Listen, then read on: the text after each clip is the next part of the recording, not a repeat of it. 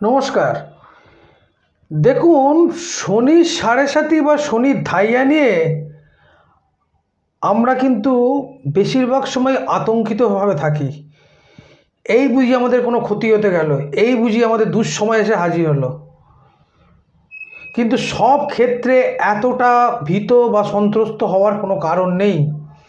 কারণ শনির সাড়ে সাতি বা ধাইয়ার সময় বেশ কিছু শুভ ফল প্রাপ্তি হয়। তবে হ্যাঁ, আপনার জন্মছকে শনিদেব কোন ভাবের অধিপতি হয়ে কোথায় অবস্থান করছে সেটা আপনাকে জন্মছক বিচার করে প্রথমে জেনে নিতে হয়।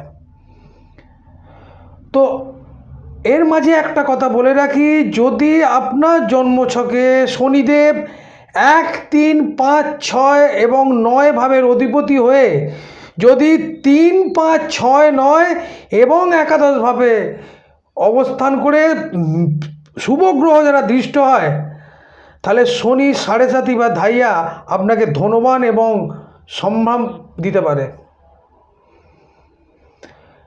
বাকি যারা এই ভাবের বাইরে অবস্থান করছেন বা শনি যাদের জন্মছকে অশুভভাবে অবস্থান করে অশুভ গ্রহ দৃষ্ট হচ্ছে, তাদের জন্য কি কি করণীয়, মেষ রাশি থেকে শুরু করে মীন রাশি পর্যন্ত আজই আমি তার কথাই বলবো। আজকে আসি মেষ রাশির কথায়। যে সকল জাতক বা জাতিকার মেষ রাশিতে ধাইয়া চলবে বা সাড়ে সাতি চলবে, তারা একটি নতুন মাটির পাত্রে একটু সর্ষের তেল নিয়ে শনিবার দিনকে প্রবাহমান জলে প্রবাহিত করুন। সাড়ে সাতি বা ধাইয়া চলাকালীন কোনো রকম মাদক বা নেশার জিনিস আপনারা গ্রহণ করবেন না।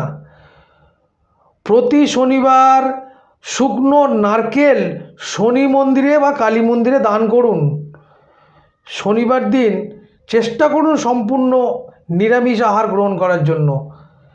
আপনার শনি সাড়ে সাতি বা ধাইয়া চলুক, দেখবেন এই কাজগুলো যদি আপনি করলে আপনি অনেকখানি ভালো থাকবেন। সুস্থ থাকুন, ভালো থাকুন।